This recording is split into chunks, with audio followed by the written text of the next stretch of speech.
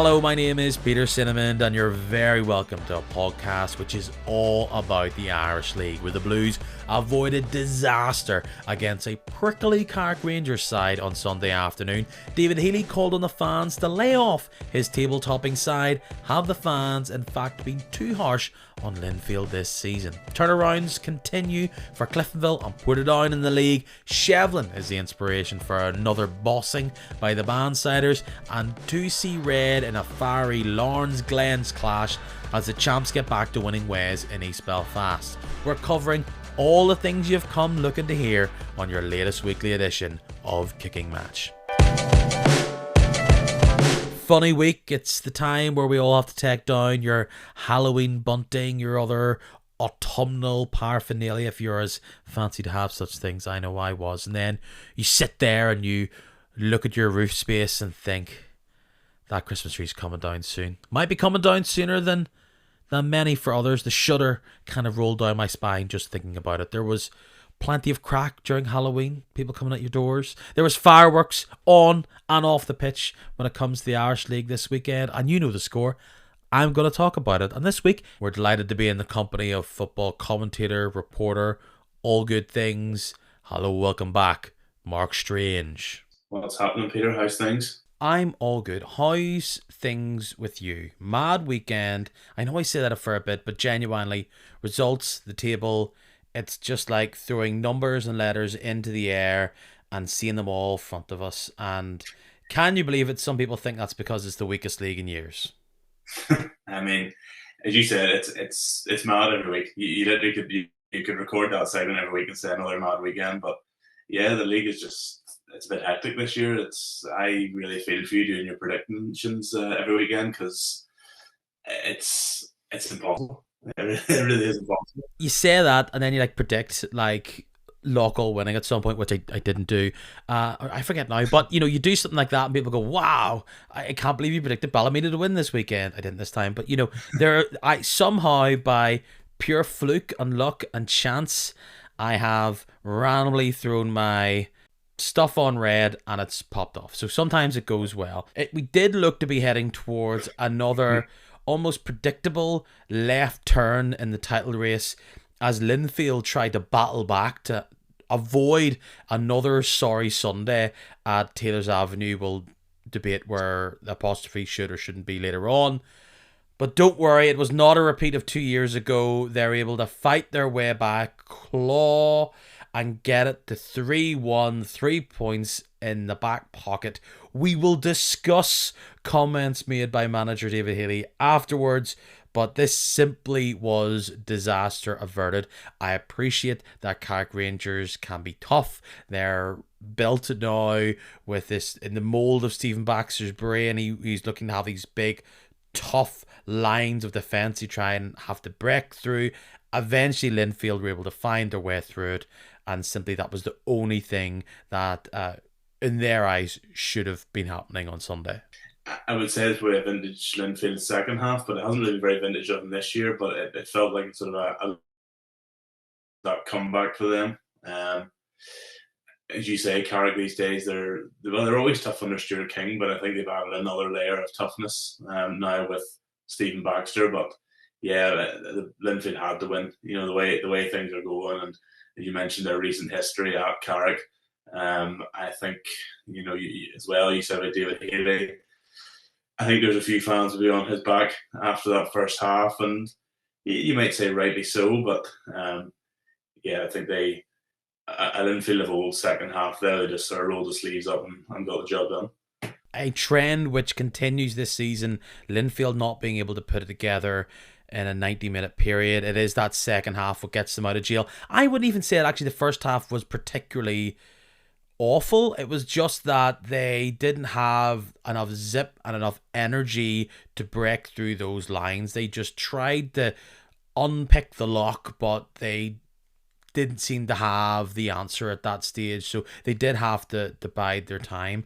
Once again, People keep talking about Taylor's Avenue as if it is a tough place to go. It's not. That's clearly what they're trying to instill. You're in for a battle. Insert joke here about Nettles and all the rest. But for Carrick Rangers, let's just say that early goal was important. I know Stephen Baxter was talking about the idea that perhaps they scored too early, but that definitely put the wind up for Linfield, and that did get the fans on their back. And David Healy spoke about the idea that the fans were kind of at the players, that they were sent in at half time with the fans kind of geeing them a slight bit. But then, of course, they're able to turn things around.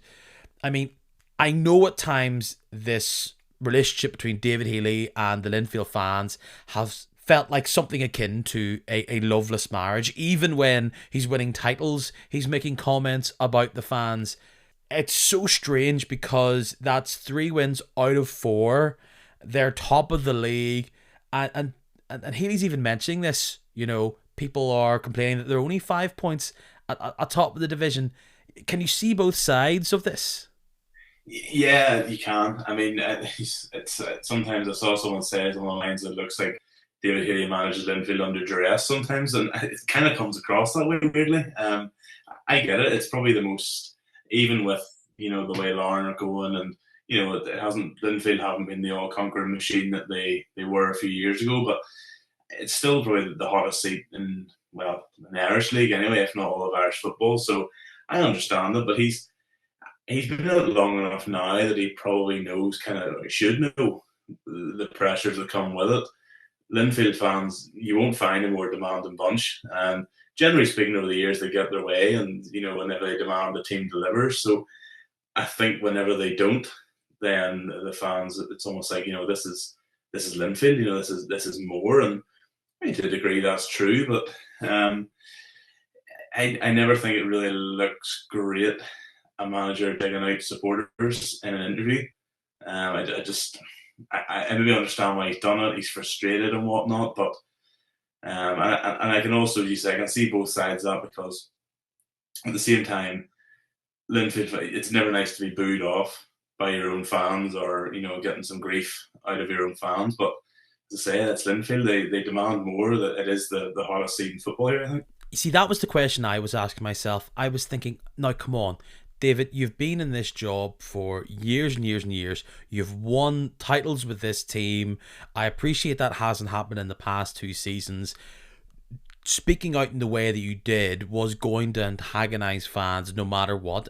And then going through it, quote by quote, I think he was trying to make a clear statement to fans that actually he thinks some of the frustration and the way that's being expressed to the players is actually becoming counterintuitive. He described the atmosphere or things that was said to his players going in at halftime as toxic. I think as football fans, we've all expressed dissenting opinions, maybe quite fervently, to players that is playing for your team. And I totally get, as someone who's never laced up the boots at that level, that perhaps being shouted at doesn't really help. But for Linfield fans, they feel frustrated at times. They think, despite the fact that they're top of the league, and they feel no matter if it's 7 positions away and 11 points, they feel Larne breathing down their neck, and they think the size of the club, maybe the question is the lack of investment in the summer, they should be in a position where they're doing very well. I think I understand why he wanted to do it, but then he's talking about fans, if they're questioning what they do during the week, come and see them train. That's like, we've had the Nettles quote from Dean Shields down at Taylor's Avenue. Fans coming down to see training midweek. I think Taylor's Avenue is becoming a season quote machine. It really is. I mean, you mentioned there about the supporters. Like, obviously, there's not many Irish League grounds that aren't what you describe as sort of tight. Probably Windsor Park's the only one maybe that isn't, but you can hear every word at Taylor's Avenue.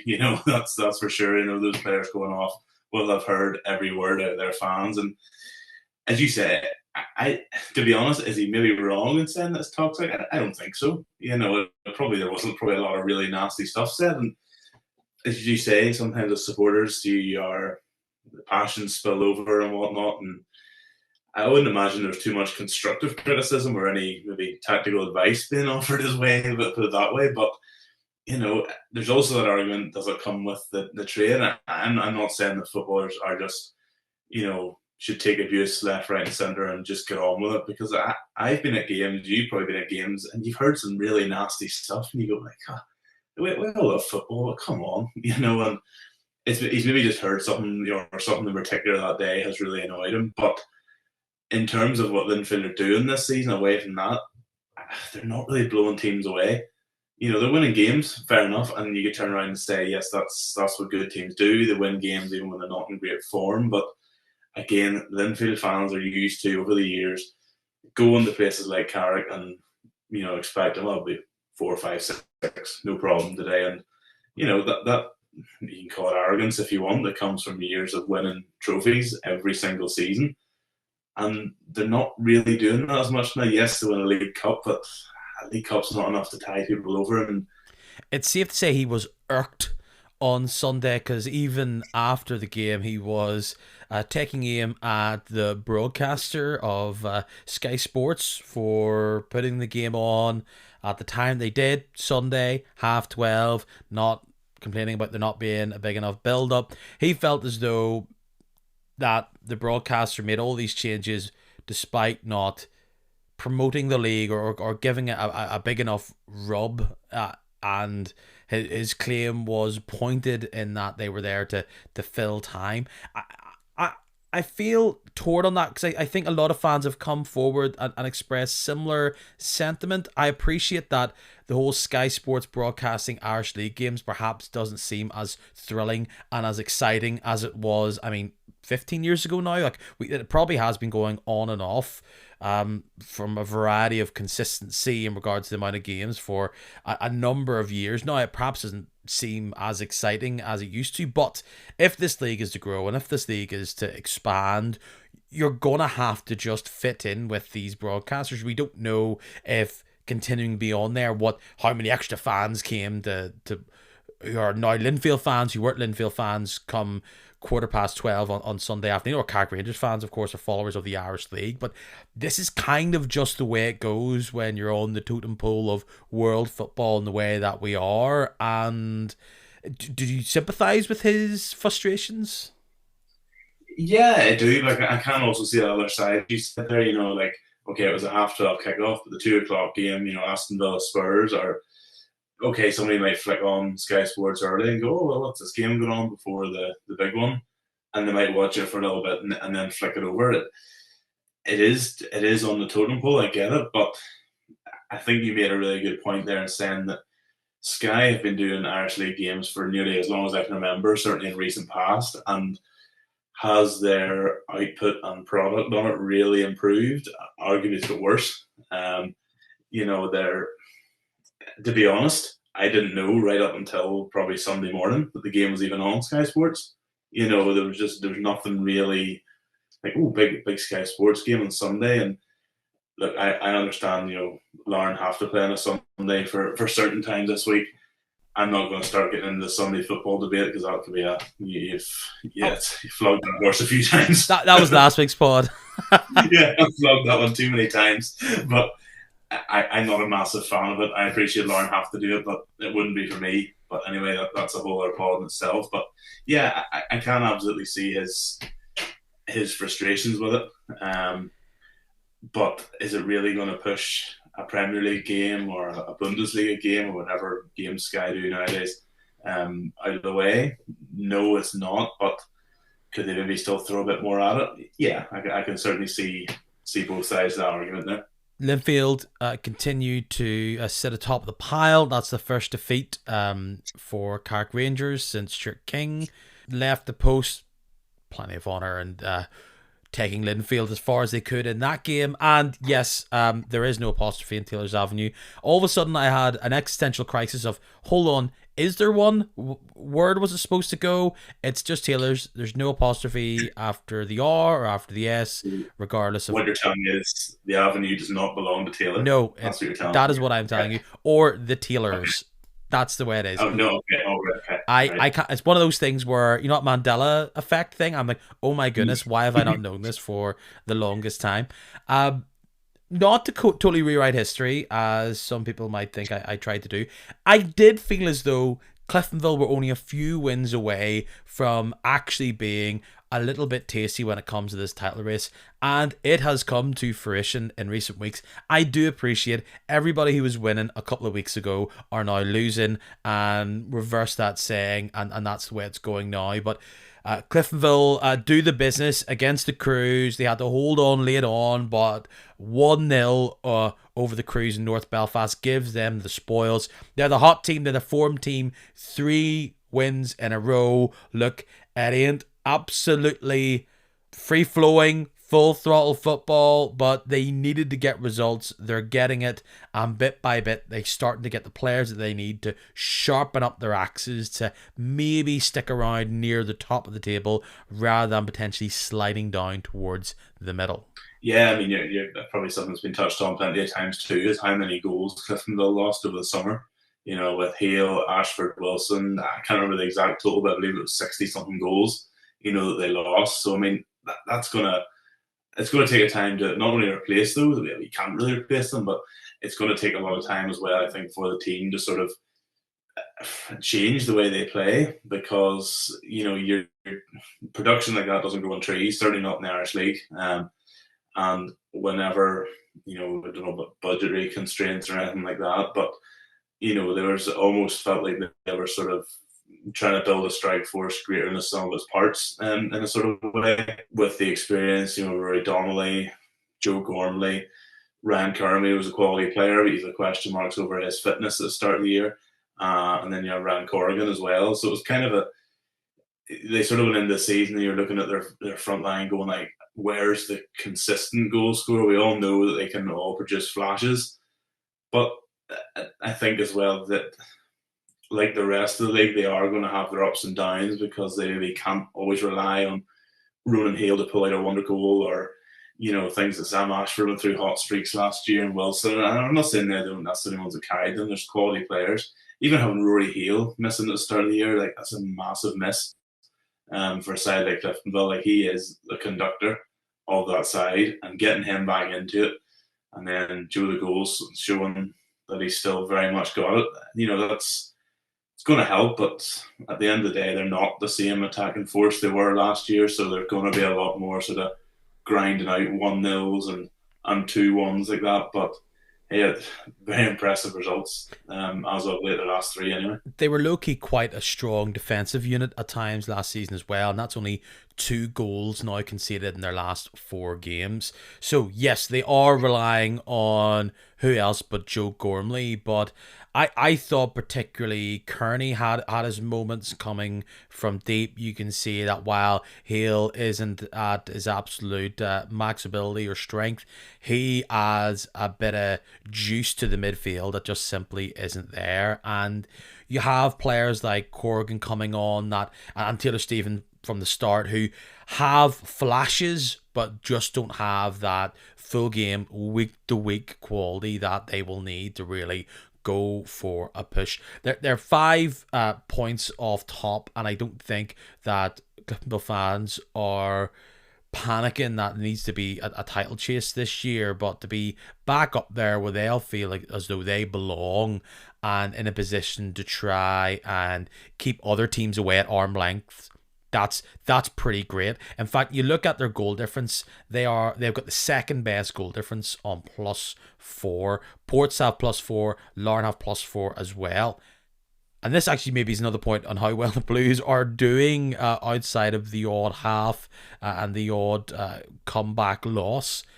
Linfield, they have 16 to the good goal difference. They're the highest scorers, so they are still leading the league in pretty much every metric. You mentioned there at Cliftonville, like 5 points off the top. I mean, for a start, I mean, it's only November, but see if you're just kind of in with a shout up around there, because that the top of the league table and the bottom is like an escalator at the minute. Teams up and down, you know, and all it takes is one good run of form, and all of a sudden you sort of catapult yourself back in there. So, no, I think Cliftonville fans would be, considering that little blip they had there, sort of maybe early October time, early to mid October, where they struggle a little bit. If you'd offered them now to get in November to be 5 off the top, having beaten the Crews, I mean, I'm sure they would have taken that one rightly for you.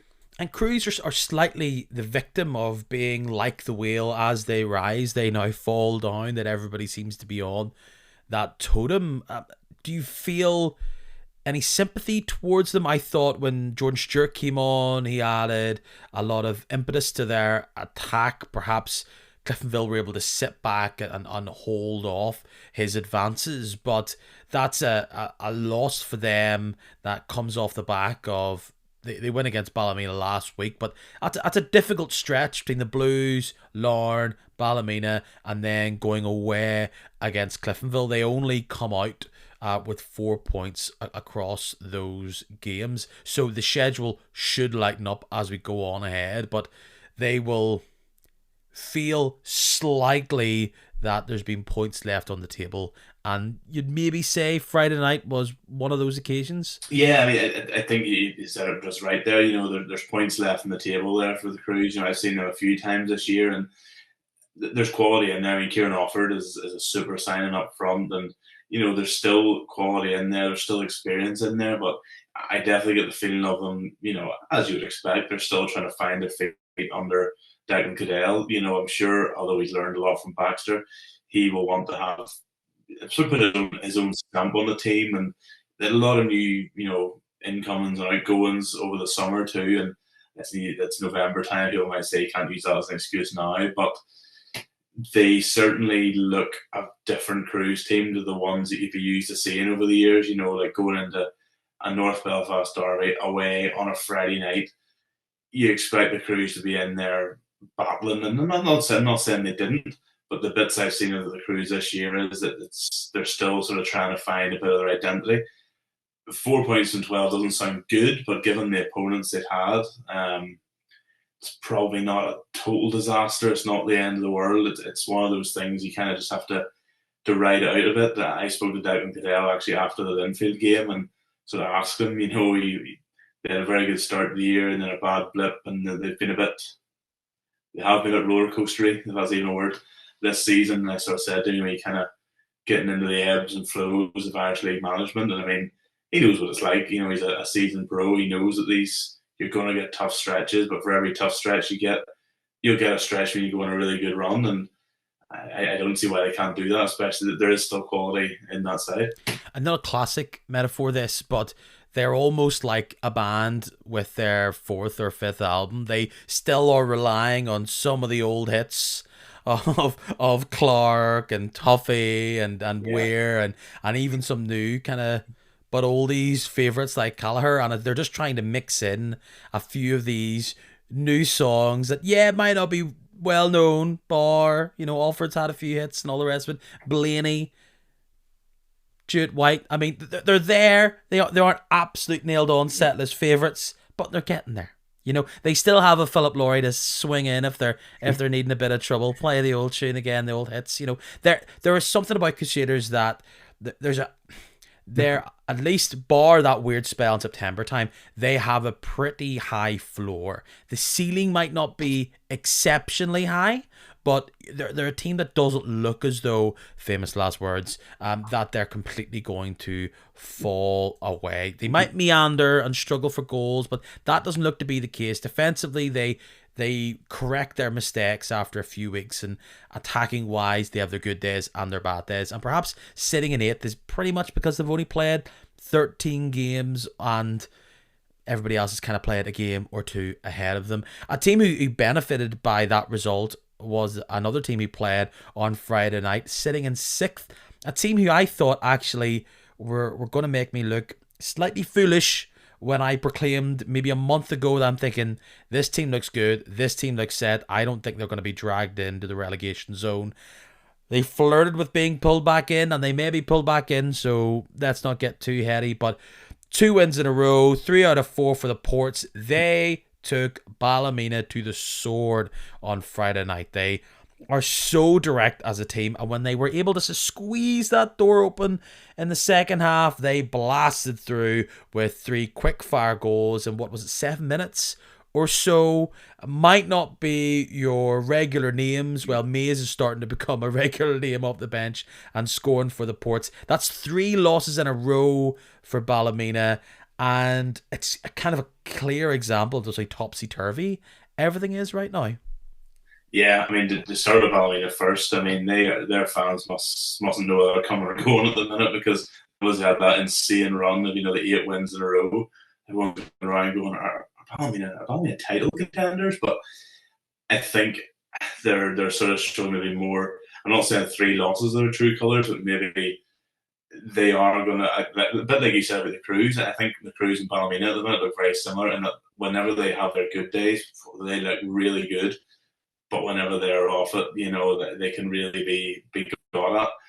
Again, another club that had a big turnover in the summer, and maybe that's something they're suffering with. But yeah, the Ports have been excellent lately. It's a Niall Curry team though. Like that's what they do. Niall Curry will always be able to get a team up for a game, and I think he's sort of starting to settle a bit more on his starting lineup. You're talking about Mays coming off the bench, he might force his way into it, but I don't think the Ports will be in too much danger this year. Now, are they going to trouble Europe? Probably. I would be surprised to see them, drive down into the relegation mark. Yeah, but Ballymena totally confused me now. Like, I asked this very simple question. Are they still good? Like, I think Jarvis was a big loss on Friday evening, and perhaps Ben Kennedy's lack of goals is something that is dragging them down. I did slightly warn about this, that a lot of their goals were coming from set pieces. That includes penalties, corners, balls swung in from free kicks, and that is never something that you can consistently keep having. Penalties and free kicks and all the rest go for you. Yeah. You know, Kim Nelson and Dahi McCallion at the back. I know O'Donnell's come in a bit more. Is that unsettling the partnership ever so much? For the Ports, I think there's 2 things that looks to have helped them in recent times. One, it's the return of Josh Ukek. Big, sturdy, bustling. Might not be the absolute top end of the league when it comes to being on the ball, but winning headers and driving at you, he looks to be a handful, and he was due. He has scored this season, but he was due that kind of goal that he scored against Ballymena. And as well, look, he's kind of the man of the moment for the Ports, but Shane McCartan coming into midfield to partner Gary Thompson, they were forced into that against Larne, and similar to Ballymena, we don't expect him to knock it in from his own half every week, but that does seem to be his link-up play. When you look at the highlights, you can see they may have accidentally stumbled upon something that they didn't know they needed or wanted or had. So if it's going good, even if you accidentally dropped some sort of spice into the mix, if it works, keep it in the recipe. That's it. That's a good metaphor. I can't beat that metaphor. I was going to go for the if it ain't broke, don't fix it. I prefer your spice one.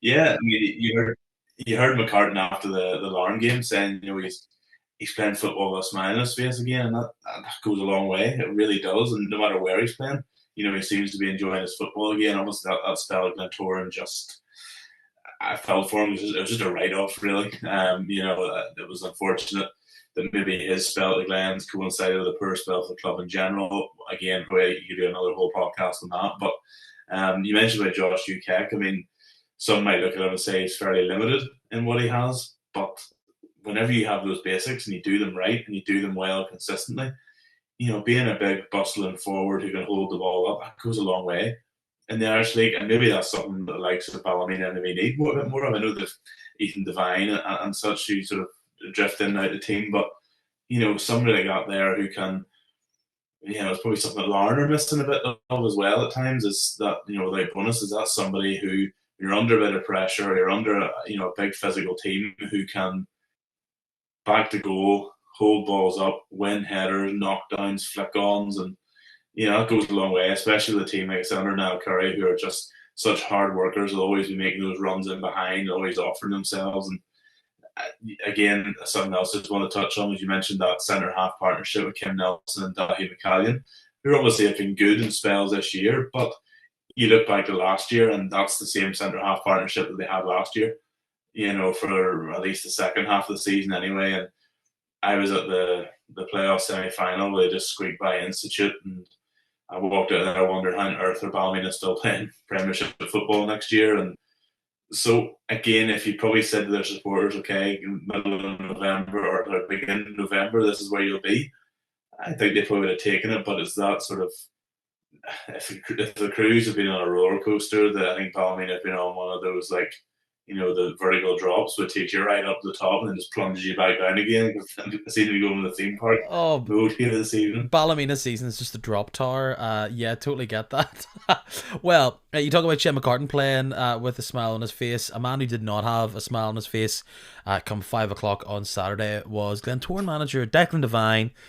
He loses at home against Larne. That's a good turnaround, but he was not happy by some of the officiating in that game, and the big incident was James Singleton getting a red card. Dylan Sloan also got a red card in the incident. I mean, I think to talk about the tackle which led to the altercation first, Singleton clips Sloan. I would argue that's maybe a red card for that tackle in itself. A yellow is given, and by the time that the referee comes in, flashes the yellow, Sloan is at Singleton. He is very frustrated by clipping the ankles as he did. I think there's no question, and I don't hear anybody complaining about the red card for Sloan, but in that altercation, Singleton then receives a straight red card for it. Devine is frustrated because he believes that Sloan was the aggressor. What was Singleton supposed to do? I mean, if you haven't seen it, I would watch it yourself just to get an idea of what it's all about. I kind of understand where he's coming from.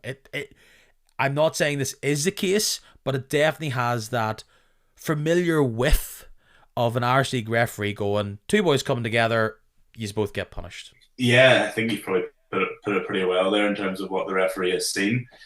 If you go back to the beginning of the challenge, I think it's a really poor one from Singleton. I sort of laughed. It's cynical. Yeah. As much as it's in the opposition half, that's it.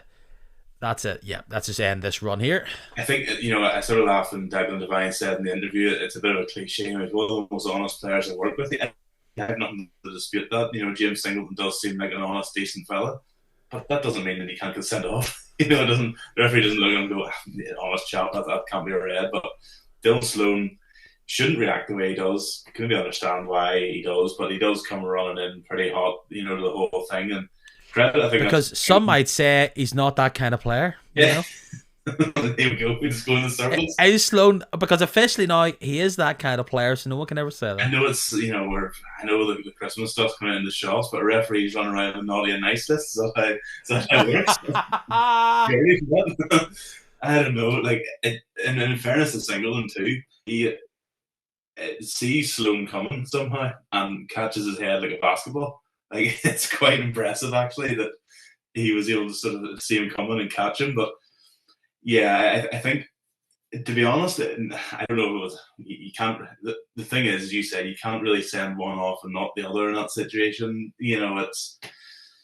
I do get where Devine's coming from, in that it was is Singleton defending himself, has he been the aggressor in terms of that, but the foul itself was actually very similar. I think someone made a point to Conor McHenry's red card for Larne at Molde, where it was like, you're looking at him going, you have no mission of getting the ball, and I think you know that, and you're not even really trying to.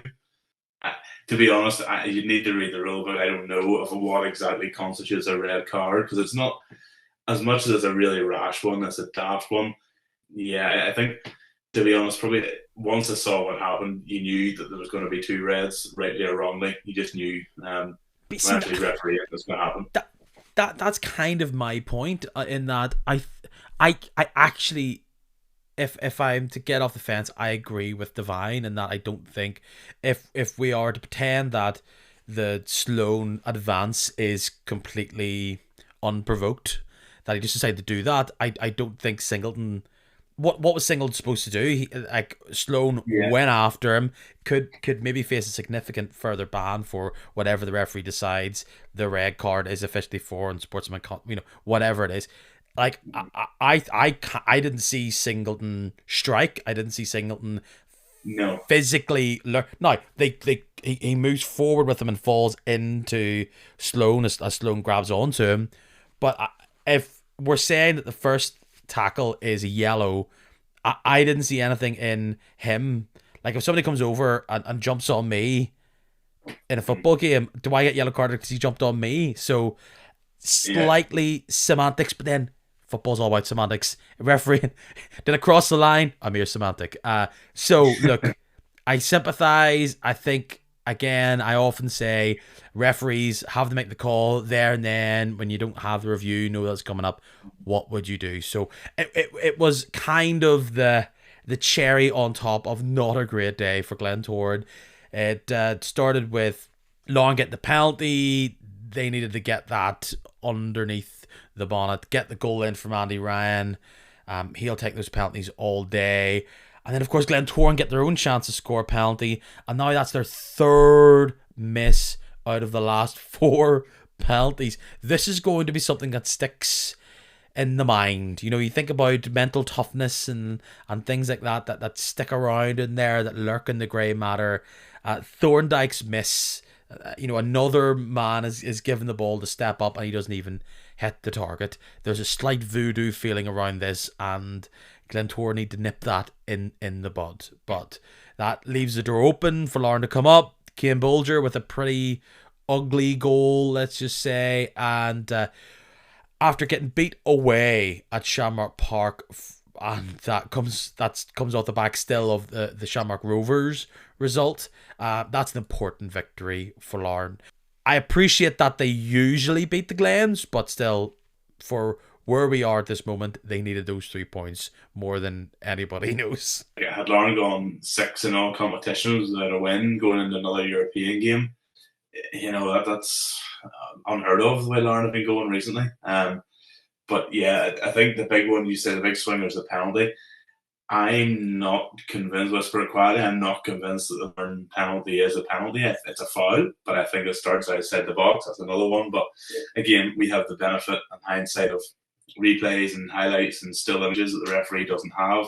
I get it's a close one, all the rest, so to be benefit of the doubt the attacker or something like that. But yeah, once Andy Ryan gets the ball in a penalty spot, touching all of it here, but so I'm not jinxing, my Larne friends, but he doesn't miss. Andy Ryan does not miss penalties, and that's something that Larne have that you said Glentoran don't, and it's such a big thing. Like you would mention Ballymena, you can't rely on getting penalties to win games, but if you as a team have somebody who, right, 12 yards, spot kick, hand on the ball, everybody knows he's going to take it, the opposition knows he's going to take it, but you also have faith that he's going to score it. That's a massive confidence boost. Whereas if you're just sort of passing the ball around the team, do you want to have a go today, or you have a go? Could you say that's going to be symptomatic for the Glens, the way things have been going? Look, I appreciate this kind of mid 2000s Premier League hard man reels kind of chat where it's like, I was the top scorer and then I missed, and then the gaffer said, you know what, man, you're back of the line. And then whatever it is, Wayne Rooney didn't take a penalty until, Phil Neville booted over the bar or whatever nonsense. Like, I think I do understand that they have a number of strikers, but David Fisher and Jay Donnelly is on the pitch at that moment in time. Mm-hmm. And I know they've both missed penalties. Are they never going to take a penalty again? Does Frankie Vid have to blast a penalty over until they take one, or what is it? Again, man, he never laced up his boots. But Glens fans will probably feel after 3 out of 4, start over again, new game. You just have to say somebody needs to take the penalties and step up for this. You're the taker. You're the man. There's a collection of strikers. You're gonna miss. We move on. Mm-hmm. Word for Logan Wallace. I know the whole league does not want to see Larne just unearth another great player from this youth system, which I think is about to just dispel a whole lot of great Irish League redwoods. But Logan Wallace in at the back line, looks the part. Yeah, he absolutely does, and it is that quality and strength and depth that Larne able to call upon, and it's particularly in a season like this, wherever they're pre-Christmas anyway, there's so much congestion of games and they come thick and fast, and injuries are going to happen. Injuries have happened. So to know that you can call up a young player like Logan Wallace and throw him in there with full confidence, okay, not from the start, but a game at the Oval, a relatively tight game at the Oval, and for Tiernan Lynch to, it's one thing to say like, he has to be called up to the squad, but they didn't have to call him up. If Tiernan Lynch wasn't happy with him or didn't think he could do a job, he wouldn't have called him up, or let alone thrown him on the pitch towards the end. So yeah, it's another quality player there, and this season that's what they're going to need. They're going to be calling on guys, at various points of the season. We're into early November now already. That squad depth is really being tested, like we knew it would be. But whenever you are able to call up a young player with that who can come in and not only have the quality, but the mental ability to just slot straight in. I mean, like I said, I appreciate that Larne have the ability to do that. Not every club does. I totally understand that. But to have the likes of Logan Wallace training with the first team during the week and others, but if we're talking about him this week, have Logan Wallace training with the first team, and then for Tiernan Lynch to be able to go, on you go. It's great confidence booster for the young players at Larne too, because as much as yes, they do have the finances, they can, they've signed quality players like Andy Ryan, etc., etc. They also, these young players know if I'm doing well enough and I'm performing and I show well enough for reserves or under 18s, whatever it is, I'm going to get the chance. I know talking heads like moi have been saying the line that we all felt as though we should say, well, how are Larne going to handle all these games, etc., squad depth and all the rest. However, let it be noted, and I will give you time, and I will pretend to play a little small violin in the corner if you want, but the statement of they have had to play a lot of games, because look, I think Larne's lack of hitting the ground running at all in the league is somewhat of the most... In a league of minor surprises, the Larne season is probably the most unpredictable, or the thing that's probably surprised people the most. So, be it the fact that maybe teams are starting to find out Larne ever so slightly, they're used to this now, they're finding ways to block them off. Is the fact that there's a significant amount of injuries. There's no Wanton there. There's no Donnelly at the back there. I don't think, even on top of that, I don't think Kim Bolger has been fit at all this season, yet he continues to plough on. Levi Ives doesn't look to be the same player as last year. Is that a little niggle that he's having to play through, not always in the same position? You've lost Cosgrove, Bonus is away, you're without Leroy Miller, who gets a mention every week on the podcast. When you're playing Logan Wallace, Linfield are playing the likes of Orr, yes, but there is something to this that Larne are having to try new wheels that they're not used to, and that may be a part of why they aren't speeding around corners like they're on fire. Potentially, yeah, it's absolutely a fair point. Now, I think too that regardless of injuries, I think Tiernan Lynch has been, rotating his side, which, of course, they have the strength and depth to do it. They have the players to do it, even with the injuries. But whenever you're not playing a consistent team every week, I really think that hurts Larne, because probably the last 2 years, by this stage of the season, even the most casual Irish League fan could probably have named you most, if not all, of Larne's starting 11 each week. You knew if everybody's fit, this is the 11 that's going to go out, and probably you would still know, the full strength 11 that would go out. But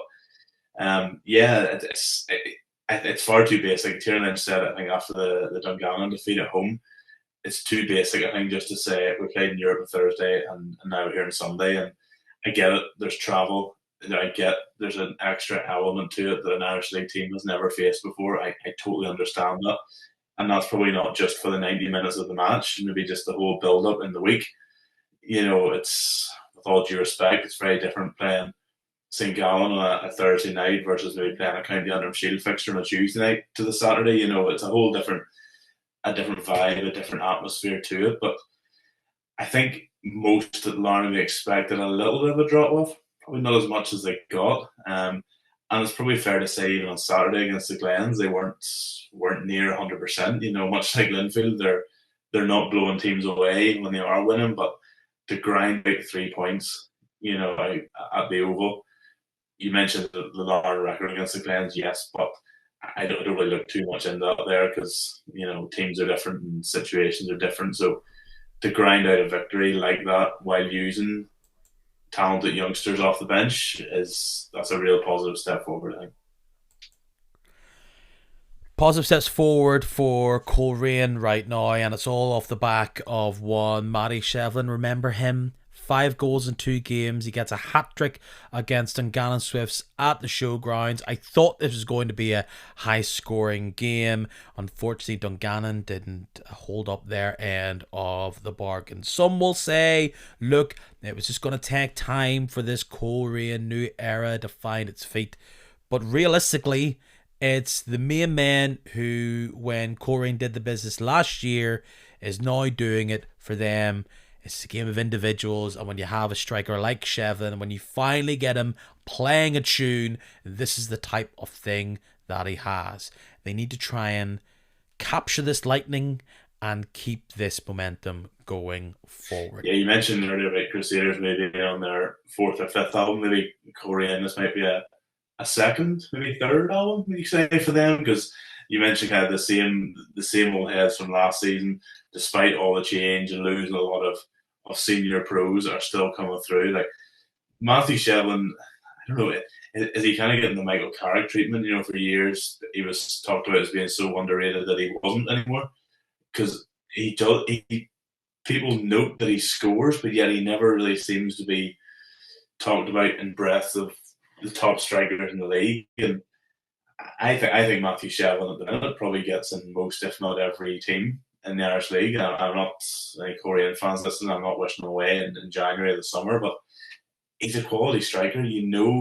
Whenever he's fit and firing, and Korean get him the ball, like he's a weapon. And Dungannon are a good side, sound defensively, but even they come cropper against him. And Coleraine, I was really interested at the start of the season to see how it would go, and I know they've had a couple of bad ones, particularly that one at Carrick, the nettles and the muds and whatnot that Dane Shields was talking about. But I think whenever they're really on good form, I think they're a good side, Corin. They have a real good makings of a good side there, despite all they lost in the summer. I agree. They've got a lot of their attacking forward play right. It's sometimes the ability in the middle of the park to hold the ball, break down opposition attacks. They're often seen jettisoning towards their own goal in fear, and their defense hasn't been right for a season and a half, but things can improve. That's 2 good results for them. That's 3 wins out of 4. They need to keep scoring those goals, maybe get more of these results away from home. For the Swifts, that's disappointing. You've got to admit that they follow up a loss to the bottom side in the division, and they then get beaten quite handily in the end up at Coleraine. They'll want to snap out of this quite quickly. They have been impressive, but I've always felt that they are a team that has a bit of a creaking back line when it can be exploited, and Coleraine did just that. Yeah, I like the Swifts. I really like watching them. I was there that day at Inver Park where they tore Larne to pieces, and I think I said on the day that it was probably one of, if not the best away from home performance I've ever seen. Had Rodney McGree gone to bed the night before and dreamed about what that game would be, I think his side did it and then some.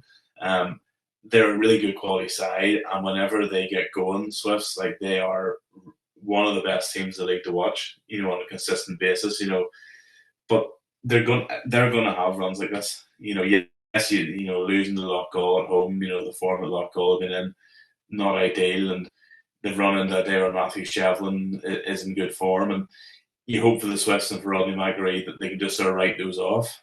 But as you said, they need to start turning things around. It's the way the league's going this year. Very quickly, all of a sudden, a couple of throwaway defeats all of a sudden becomes a run of 5-6 in a row, and all of a sudden you're going, oh, we're looking down the way here. We're trending downwards and not up anymore. But they have the quality there. I believe to turn it around, and I hope for their sake they do, that they don't get sucked into something nasty.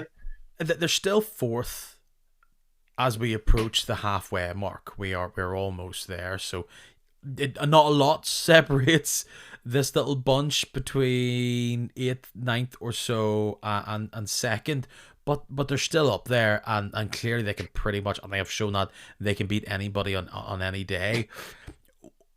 Our final game is probably the result of the weekend for me. I think it's the most impactful result, and maybe it was the game that had the most writing on it between the two teams. Loughgall once again gave Glenavon a spanking. This is just not a team that matches up well with the Lurgan Blues. They've now gifted Loughgall 4 points. 4 of their 11 points this year have been against Glenavon, and Loughgall have been waiting to arrive this season. Let's not get too excited. It's a surprise win against the Swifts, and then a pretty good performance against what seemed to be a bit of a sorry Glenavon in the end at Lakeview Park.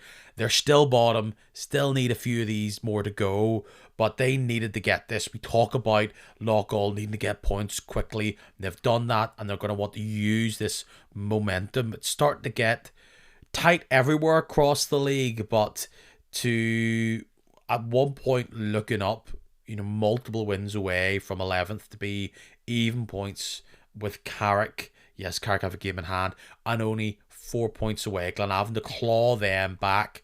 Loughgall wanted it more, they needed it more, and they got the points. Yeah, and to be honest, I'm pleased to see, not just because I've visited Loughgall a few times, the past couple of seasons, but I'm pleased to see, as you said, not getting caught adrift early. Because in such a competitive league, the last thing you want is for any team to kind of get to Christmas time, people they're written off already. Like sadly last year we kind of had that a little bit with Newry and Ballymena. They got cut off from the the rest of the pack fairly early, and you don't want to see that anytime. You want a competitive league from 1 to 12, and I think we've got that because on their day, Loughgall last year in particular were superb to watch. They're a bit like the Swifts. Whenever Loughgall and Swifts play each other, it's a really great watch because the two of them will go gung-ho at it. And for the likes of Loughgall, sometimes that can go really badly wrong. But whenever you're playing a side like Glenavon, who just... I don't even really know how to describe it with Glenavon, what I've seen from them this year. You see so much good from them, but you just know they have a bit of a stinker in them, like they did at the weekend, and that's not to take anything away from Loughgall. It was a really good win for them, but again, Glenavon, they just don't score enough goals, and if you're not scoring enough goals and you're leaking at the back, which to their credit, they've had some really good defensive displays this year, but if you're not scoring goals on a regular basis, you're not going to win too many games of football. There's something a wee bit yin and yang about Glenavon as sides. Loughgall have this spirit amongst them that are happy to play balls out wide. They puff their chests out, heads are up there. They've got quite a few daring attacking players. Yeah. Glenavon are somewhat devoid of that. They have Peter Campbell. Maybe when Duna gets on the pitch, he can do stuff, but they don't have the same kind of pressure reliever, like a valve to get them out of trouble. They don't have that instant one end of the pitch to the other. Now, are Loughgall in any way as disciplined at the back? Do they have the same kind of quality and stoutness that Glenavon have been able to create? Absolutely not. However, on this day, it was the ability of Gibson to just with a wand lift that ball into the top corner, break quickly to get the ball into Ferris and knock it in, and then was it Jamie Ray with the final bit icing on the kick, pretty much the last kick, or was the last kick of the game, 3-0. That will buoy them.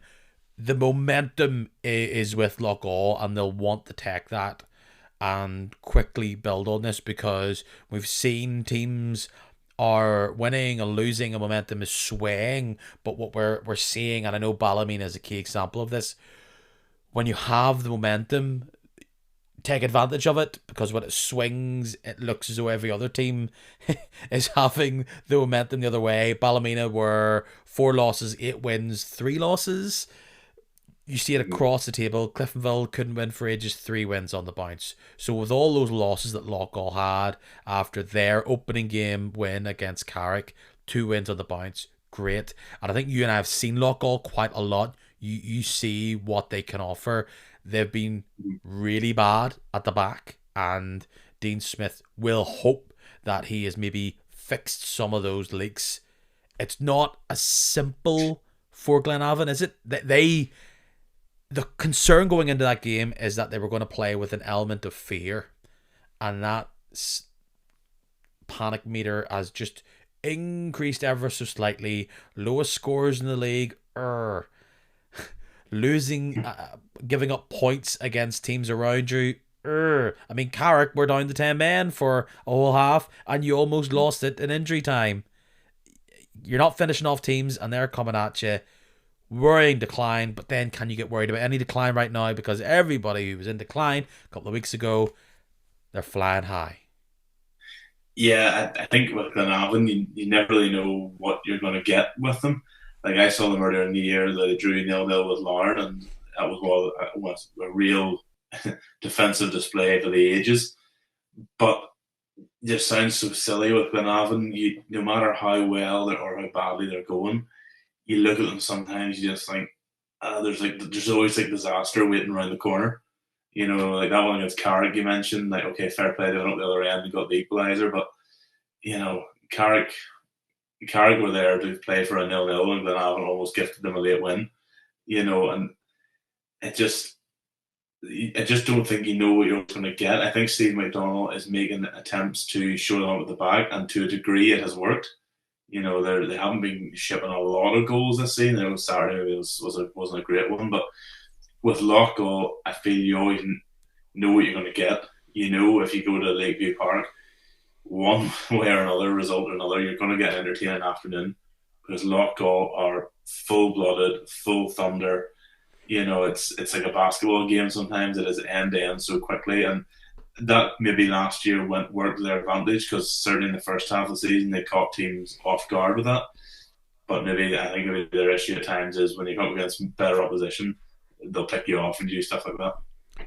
What also isn't being talked about is that Loughgall have this Benjamin McGee money in their back pocket. I don't know in what way that money is filtering away into Loughgall FC's bank account, but they do potentially have the ability to fix any issues that they have. They could decide that we want to stay up here, and a goal scorer from somewhere or a bit of beef in the midfield, they might have the ability and the finances to make that happen for half a season. So that's where you think of the way Loughgall season has been and the way Glenavon's season has been, and the fact that there's only 4 points between them, that would be concerning. Carrick look to have found a bit of momentum.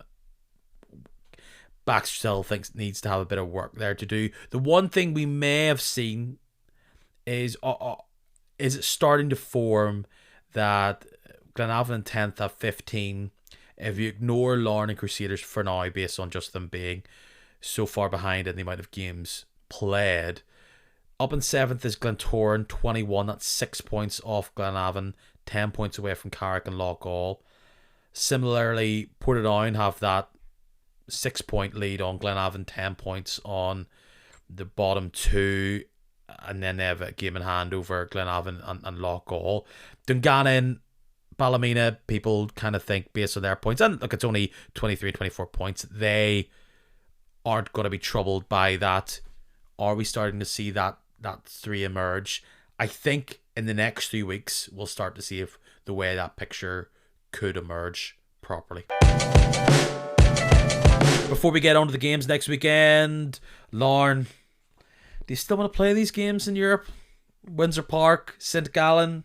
I assume you've got so much information about this team that I don't even need to share any. Well, what I can tell you is, as everyone's probably seen already, this is the bottom two in the Conference League that are facing off on Thursday. St. Gallen, I've read recently that they have not won a game since the 24th of September. They've drawn their last three league games, and they are sitting sort of effectively plumb smack bang in the middle of the Swiss league. So, No, sorry. You talking about Larne's results here? Or? so that's what I mean. They are literally they're two of the It's same. the Spider-Man meme right now. St. Yeah, Gallen, Larne are kind of pointing at each other going... they're two of the same. I was looking at the Swiss league table actually today, and it seems a little bit weird. These young boys who are always kind of up there, they're third from bottom, so they're having a poor year. So again, maybe it's a bit like the Irish league. I'll level with you. I haven't followed the Swiss league week in week out, but it looks like it's going to be having a bit of an Irish league kind of year where it's anybody's beating anybody. But do you still want to play these games? Yeah, I know you said that in jest, but yeah, you do. I mean, it's the Shamrock Rovers game. Obviously, there was the unfortunate, chanting, and there was the unfortunate result. Qualifying has maybe been dampened slightly by sort of the reality that, okay, yes, you didn't get the Chelseas, the Fiorentinas, the Real Betis, but there's no, to quote an old cliche, there's no easy games in this competition. A lot of these sides are fairly well versed in European football, so it's going to be another tough one. I know St. Gallen are bringing a big crowd. They're doing their march from Shaftesbury Square up to Windsor.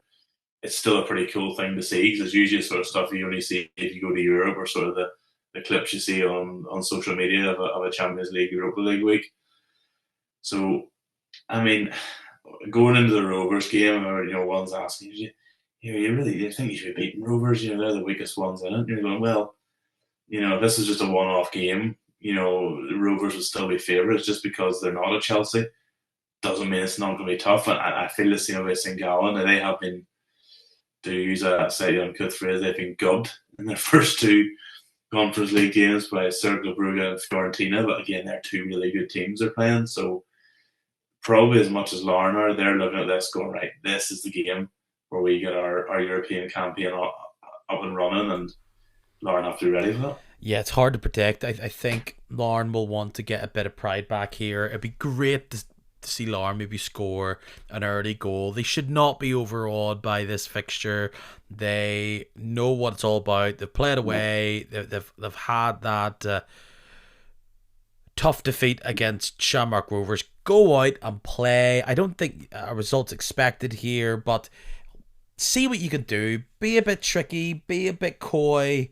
And we'll all follow with maybe behind the sofa for some. But hey, look, the fact that we're still talking about an Irish League team playing against European opposition is exciting. So yes, that's Thursday. If it tickles your fancy, return to Windsor Park to see Larne. For Thursday night, if you are not at the ground and you cannot watch, I will be doing it live for Flash Score. So that's an option if you want to take it. I'll be in games. You'll be there in the stadium, up in the rafters like Sting in the 90s. Yeah, that's exactly looking down without the face paint, ready to grab on your dive down and tackle Joe Neal for no apparent reason for running about. Does he still have that trophy? Bedroom, yeah, I think so. I think he booked in his MOT, his haircut. I think he went to confession for the first time in his life just to carry it around and show it to random people. Just looking very I need to see the GP. Why? Is everything wrong? Everything's great, but I've got this big lump I've had to carry around. So that's that. Yes, so go listen if you're thinking this has been a great week, want to have more Mark Strange in my life. You can on Thursday evening. But the games start on Saturday, no Friday evening. Crack 5 games on the Saturday. Of course, Larne will have to play their game on Sunday against Coleraine. Let's actually start there, shall we? Have Larne already played Coleraine on a Sunday this season? Yes, they played them away for the game of the season. On a Sunday, there was a 1-1 draw in Coleraine. So it's another nasty one. We mentioned about Shevlin and about how Coleraine are maybe picking up a little bit. I think Coleraine could maybe licking their lips a wee bit at this one. Larne coming off another, grind on a Thursday night. It's listen, it's no matter who you play in the Irish League, particularly on these weird Sunday afternoons, which have gone well for Larne so far. I think Korean could be licking their chops a little bit of this one. Yeah, this feels like the sequel nobody asked for. Larne and Coleraine on a Sunday, part two. Yeah, yeah. I mean, it's all going to be about Chef in this game, isn't it? Like, if he comes in there, is able to bully a couple of Larne defenders, then that'll be the difference on this occasion. Larne and Coleraine are both full-time teams. Coleraine will want to use that to their advantage. I think Larne, and the game against Portadown is probably an example of this. Coleraine should see it here as them here for the taking, but I'm going to be slightly coy and I'm going to say 1-1. Oh, you took it. I was going to say it as well, so I'm going to have to say a different scoreline now because that's how it works. No, you're allowed to be correct as well. I mean, like I said, both their Sundays post Europe this year have gone terribly. So it's Coleraine picking up a good run of form. Yeah, I'm going to say 2-2 just to be different. I'm going to say it's going to be goals. We can kind of say these are the way these results are going for Larne, but they don't have a huge amount of time to let these results slide because you've got Linfield next week. There's another big game, so I appreciate we all expected Larne in previous times to outrun these sides, but this kind of needs to be a victory for Larne when it comes to the league because they're just falling further and further behind. Yeah, Larne. It's an old football cliche again. I could get rolling out, and it's that you'd rather have the points in the games. I know they have a stack of games still left to play, but the last thing they want to be doing is playing ridiculous games of catch up on Linfield or whoever else is at the top of the league. You gotta start picking up points, and if you ask most Larne fans, would they be happy with a point at home to Coleraine? They'll probably tell you no, but given how the last two post-Europe Sundays have gone, a point would be better than anything that came from that. So, yeah, they've got to start picking up solid results again. And, I mean, if they were to pick up 3 points on Sunday, that would be huge, particularly post-Europe, regardless of how the St. Gallen game goes. I appreciate that you've discussed the idea that past history of results is not something or a stat that you would use in your analysis, but if there's assured points for Linfield over the past 10 years, it's Ballymena at home. That's what's on offer here. I don't have it in front of me of how many times it's been or how many years it's been since Ballymena have won at Windsor Park in the league, but it's been a long time. And to some extent, Linfield have been there for the first little awful run that Ballymena were on, have totally skipped the beating everybody run and are back to Ballymena losing again kind of run. And I think they'll just add a bit more. Can you call it misery? Can you call it we're having a good time? I know we've just come off the back of Linfield fans singing Britney Spears songs at their players at halftime, but I think Linfield are going to win this 2-0, 3-0. Yeah, they have to. I think this. If you're Ballymena coming off, this bad run, and you don't know what's coming next. You look at the fixtures and you're crossing your fingers as to when we get one that I think we can really nail that one. This is probably the last one that you want. Away to a Linfield team that is top, but somehow still stung a little bit from the weekend. They need to start Linfield need to start putting together 90-minute performances, and I think if they do, I think they'll have too much for Ballymena. I really do. But no, I can't see Ballymena coming away with a win here. But if Linfield put together a full 90, absolutely not. Big pitch away from home. I just haven't seen Ballymena. I just can't see Ballymena hold out for that long. Could they sneak a goal? Maybe, but it's just not their way. They like to be compact. They like to kind of work in tight areas. And despite Linfield not being this six-headed beast, I think they'll still have enough to score. And yes, I was talking I did make a toxic reference earlier on there. Glenavon against Glentoran. Not exactly the type of game that Glenavon need to like swing their fortunes around. I think Glenavon are a side that could give Glentoran a bit of trouble, and perhaps Glentoran need a game like this to get themselves back on track. It feels just kind of messy for both sides. I think this is a 0-0. Yeah, I just about to say that. I think we mentioned there at Ballymena looking at somebody to turn around and go, yeah, this is how we turn our season around. I think really both teams will be looking at each other, saying the same thing this weekend, going, yeah, Glenavon are going, yeah, Glentoran at home, that's one we can target for a win. And the Glens are thinking Glenavon in a bad run of form, we can target this one. I'm going to say it'll be a Glentoran win. I'm going to say 2-0 to Glentoran in this one. Ooh. I think they've shown enough at times this season that they have enough in them. And perhaps it's just in me that I can't see them losing another game. Yeah, it does feel like every time you need to squint to see Glentoran win, that's when they do it. And then when you think, hey, look at these boys scoring goals, that's when they fall apart. So we're probably due a Glentoran win. I think that's 0-0. Swifts against Cliftonville, how different this would have been merely weeks ago. Stangmore Park has been totally impenetrable this year until Loughgall showed you how to do it. And I just wonder, the team that has been the bogey team for the Reds for the past number of seasons, can Joe Gormley step up and do it again? I think he can and he will.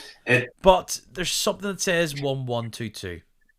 Yeah, I'm going to land somewhere in the middle, and I'm going to say I think Cliftonville will sneak a 2-1. I have a feeling that they'll maybe sneak a late goal. Maybe it will be Gormley if he's still on the pitch for that stage, or if he starts. As you said a couple of weeks ago, we're totally different. But the minute Dungannon on a downward trend, Cliftonville on an upward trend. And I think Cliftonville will do it. I'm going to say they'll sneak a win by a goal. You see, Cliftonville, if their back line can hassle, it'll be Gormley versus McGovern. And McGovern hasn't been the same flying colours as he had been maybe a number of weeks ago. However, if Cliftonville at the back can somehow marshal him, make sure that he doesn't break through with the ball over the top, then they can try and get something. Yes, there's other outlets for the Swifts, but that three-man back line of Cliftonville, they need to keep him quiet. Alternatively, for the Swifts, Dylan needs to be glued to Gormley, because Gormley's going to drop deep, find the ball, and I can just see Gormley getting the ball, sprinting in from the left side wing, and just finding the bottom corner. So they need to close that ball down, because if they don't, I think Hale or Gormley is gonna just find that little yard or two to arrow it through a whole plethora of blue shirts. So lots to keep your eyes on. Could be an interesting battle there. Like I said, 1-1, 2-1. Although I'm edging towards the Reds there. I think this would be a bit of a statement win for the Reds. If they can win out here, that could really say we're back, and it could really raise the spirits. They've had a good run, big win against the Blues, but can they just keep it going a bit further? Big game there. Not a fun time to meet Loughgall for the Crews. We spoke about some of those tough games that they've had to face, and then you have this home fixture against Loughgall, 2 wins on the bounce. I think with it being at Seaview, I think that helps them a lot. Seaview, I know, the dimensions of the pitch and all, whatever, but, the difference between playing a game at Seaview versus playing one at Lakeview Park is enormous, even for just the type of pitch, the size of pitch, and the way that Loughgall like to play. I think, I said earlier, Loughgall only know one way of playing, so I can't see them rocking up to Seaview and Dean Smith putting 6-7 men behind the ball and holding out for a 0-0. It's just not what they do. So I don't think the Crews will have it all their own way, but I think they'll just have enough. I think someone like Kieran Offord could have a really enjoyable afternoon. if given the freedom that they has before. I think the Crews will do okay here. It's one they have to win, to be honest. I know them and Larne have that asterisk or caveat, we're going to call it, with the games in hand. But like Larne, if you are the Crews and you lose this one, all of a sudden you're really looking up and going, that's a tough climb. And even just mentally, I think as well, to lose, to admittedly in form, but bottom of the league Loughgall. So I think they'll pull out okay. I think it'll be a 3-1 for the Crews. Spot on. I think Crews will take the lead. Loughgall will pull it back in the second half, and we'll all think, oh, and then Crews will get the 2 goals, and everything's fine. But it will not be plain sailing, I do not think, for a majority of this game. No. Big opportunity for both sides. Final game of the weekend. Portadown host Carrick Rangers. Shamrock Park is a difficult place to go to this term. Any team that goes, I think maybe Ballymena is the only side that's been able to get out of there with a win. They've beaten Larne, late draw against Linfield. Oh, tell a lie. Glentoran got a late win there as well. So tough. It's been a bit of a bedrock for their somewhat ascension to 6th. Can they keep that up? We'll see. Great opportunity for them to further establish. I mean, they're 3 points behind Ballymena. The result goes the way we expect at Windsor Park. All of a sudden, Portadown, if they win against Carrick Rangers, they could be on even points with Ballymena. Helps. And I would say, and I've talked about this before, I think 27 to 30 points pretty much gets you safe. Might be a different year, but that's the goal for those teams, I believe. So for the Ports, that's what they're edging towards. In turn, outside of Linfield, Carrick have been a problem for everybody, have been stern at the back, can catch you on the break.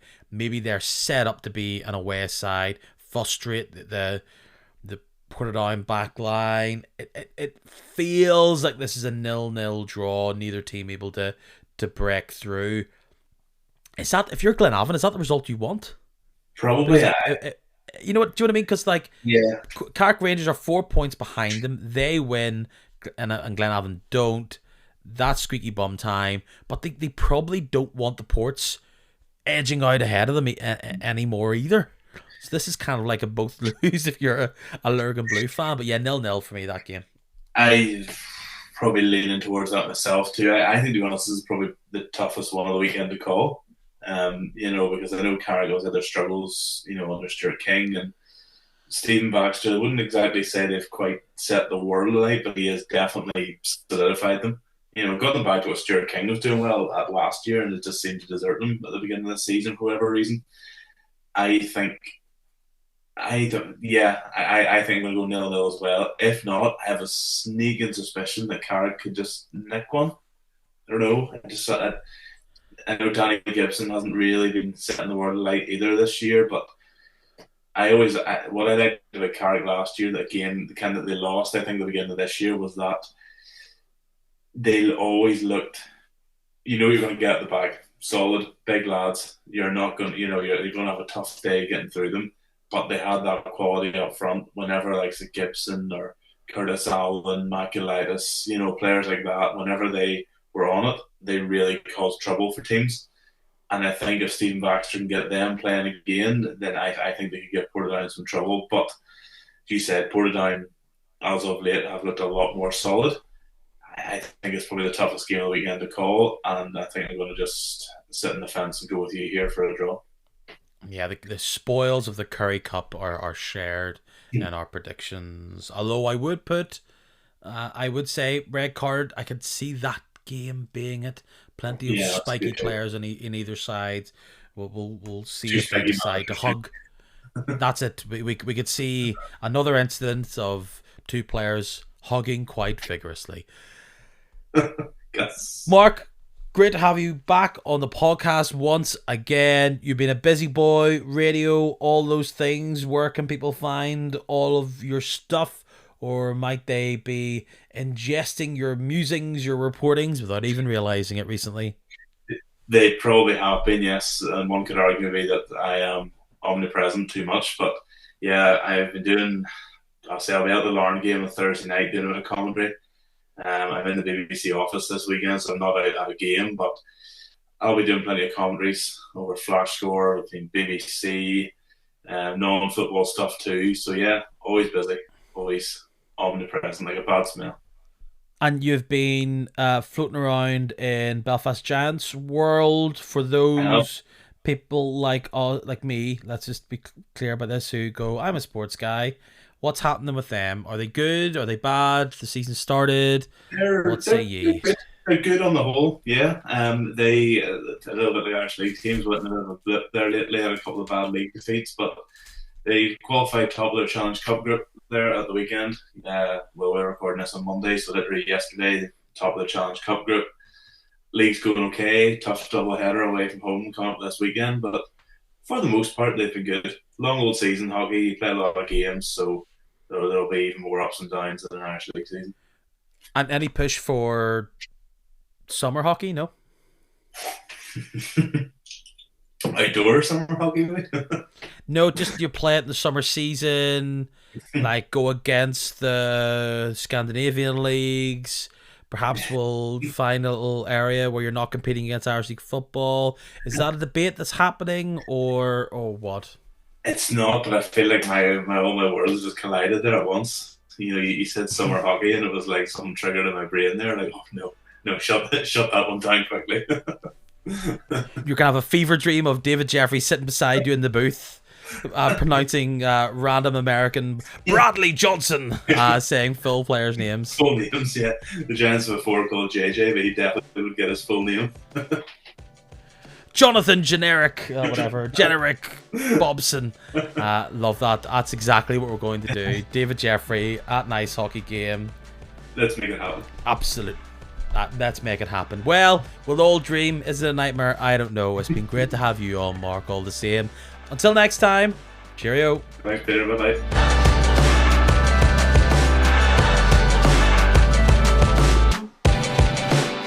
I feel like I should do some kind of American presidential vote kind of theme here, but ultimately, by the time of recording, I don't know what's happened. I don't know the result, and realistically, it has no impact at the minute on Irish League football. But if I can ask you, fellow Irish League fans, to follow this podcast, whatever you may do, on whatever platform it may be, on Spotify, Apple Music, Apple Podcasts, whatever it is, subscribe, follow. It's free, and it means you get a little notification to tell you when this podcast comes out, although usually it is Tuesday evening. You can also follow on Instagram, Facebook, and or Twitter. It's at Kicking Match on all of those things. You know the score with smart speakers. I hope you're good. I hope you're well. Wrap up out there, because I can feel it in my water. Mild autumn is coming to an end. See you in a big coat very soon.